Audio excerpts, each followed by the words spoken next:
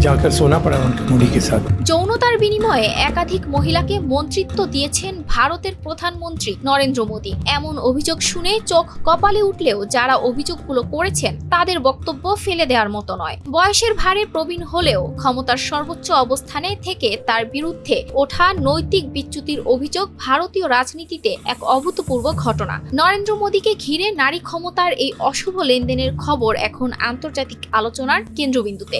এই অভিযোগ করেছেন খোদ বিজেপিরই প্রবীণ নেতা ও অর্থনীতিবিদ সুব্রামানিয়ান স্বামী। একটি পডকাস্টে অ্যাবস্টেইন ফাইলস নিয়ে আলোচনার সময় এমন বিস্ফোরক বোমা ফাটিয়েছেন। তার দাবি, শুধু সংসদ সদস্যই নয়, মন্ত্রিসভাতেও একাধিক নারীকে জায়গা দেওয়া হয়েছে অনৈতিক যৌন সুবিধার বিনিময়ে। তার এই বক্তব্য সামনে আসতেই সামাজিক যোগাযোগ মাধ্যমে শুরু হয় তুমুল বিতর্ক।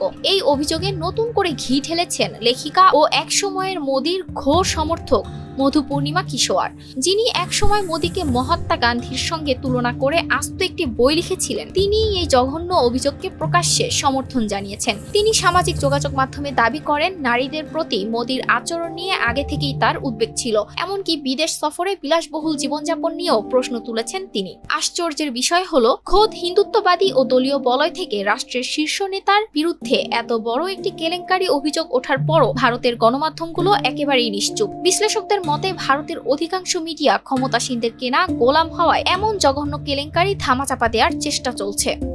ETS Bangla, desk report.